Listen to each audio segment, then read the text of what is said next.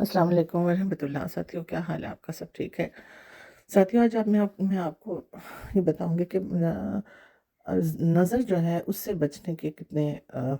ہمیں احتیاط کرنی چاہیے، اور کتنا زیادہ اس کے اوپر ہمیں خیال کرنا چاہیے، دعاؤں کے ساتھ اللہ تعالیٰ کی رحمت مانگتے ہوئے۔ ایک مرتبہ ایک صحابی آپ صلی اللہ علیہ وسلم کے پاس آئے اور کہنے لگے، یا رسول اللہ، میرے پاس ہمارے گھر میں اللہ کی رحمت سے بہت فراوانی سے رزق ہے، لیکن اس میں برکت نہیں ہے۔ سمجھ نہیں آتی کیا وجہ ہو گئی ہے۔ پہلے تو ٹھیک تھا، کچھ عرصے سے ایسے ہونے لگا ہے کہ ہمارے گھر میں لڑائیاں بھی زیادہ ہونے لگی ہیں، باوجود اس کی کمائی بہت اچھی ہوتی ہے، رزق بہت آتا ہے، لیکن بیماری بھی آ گئی ہے، اور آپس میں ناچاکیاں بہت ہونے لگ پڑی ہیں، گھر کے افراد ایک دوسرے کے ساتھ لڑتے رہتے ہیں۔ کوئی دعا بتائیں، تو آپ نے فرمایا اپنے دروازے پر پردہ ڈال لو۔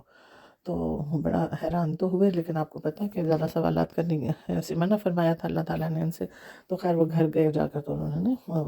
دروازے پر پردہ ڈال دیا، اور کچھ عرصے کے بعد پھر دوبارہ کچھ دنوں کے بعد آئے اور کہنے لگے، یا رسول اللہ، میرے گھر سے سب برائیاں جو ہیں وہ دور ہو گئی، بیماریاں بھی دور ہو گئی ہیں، تو یہ صرف محض پردہ ڈالنے سے کیا ہوا، آپ بتائیں گے؟ تو پھر آپ نے فرمایا کہ اصل میں تمہارے گھر کا دروازہ جو باہر کا کھلا ہوتا تھا، تو وہاں پہ آتے جاتے لوگ تم لوگوں کو سکون سے بیٹھے دیکھنا، ہنستے مسکراتے اور اچھے حالات کے ساتھ دیکھتے تھے، تو ان کے دل میں حسد پیدا ہوتا تھا، اور حسد تو کی نظر تو بہت بری ہوتی ہے۔ تو تمہیں تمہارے گھر والوں کو اور تمہارے گھر کو پورے کو نظر کا سامنا کرنا پڑا تھا۔ تو اس سے بچنے کے لیے اپنی خوشیاں جو ہیں وہ ہر ایک کے سامنے نہ لایا کرو، اور ان کو چھپا کر رکھنے کی بہت ضرورت ہے۔ اللہ تعالیٰ کے نام کا صدقہ بھی دینا چاہیے، لیکن اپنی خوشیوں کو خفیہ رکھنا چاہیے، ہر ایک کے سامنے دہرانا نہیں چاہیے۔ آج کل یہ اسٹیٹس وغیرہ کا جو بہت زیادہ رواج ہو چکا ہے، اس کے ذریعے بھی بہت سے میرے جانے والے ہیں جو ان کو پھر میں نے سمجھایا، اور انہوں نے اسٹیٹس پر اپنی خوشیوں کو شیئر کرنا چھوڑ دیا، کہ آپ کو کیا پتہ کہ آپ کے سامنے جو دوست کی حیثیت سے بیٹھا ہے بندہ یا بندی، تو وہ واقعی میں دل سے خوش ہو رہا ہے آپ کو خوش دیکھ کر، آپ کو صحت تندرستی کے ساتھ اللہ تعالیٰ کی نعمتوں سے فائدہ اٹھاتے ہوئے، کیا واقعی وہ خوش اتنا ہے جتنا کہ وہ ظاہر کر رہا ہے؟ دلوں کے بھید تو اللہ تعالیٰ جانتے ہیں۔ تو اس لیے بہتر یہی ہوتا ہے کہ اللہ تعالیٰ کا شکر ادا کریں، اور آپ کو اندازہ ہو جاتا ہے کہ کون واقعی میں آپ کا بہت مخلص دوست آنے والا ہے، تو آپ اس کے ساتھ ہی اپنی خوشیوں کو شیئر کیا کریں اگر ضرورت محسوس کرتے ہیں تو، کیونکہ اس میں بھی ایک شکر اللہ تعالیٰ کا بھی کرنے کا ہمیں انداز ملتا ہے نا۔ تو لیکن ہر ایک کے سامنے یا اسٹیٹس پر تو بالکل بھی نہیں لگانا چاہیے، اور ہر ارے گرے کے سامنے بھی اپنی خوشیاں، اپنی اللہ تعالیٰ کی دی ہوئی نعمتوں کا ذکر نہیں کرنا چاہیے، اور اس کو اللہ تعالیٰ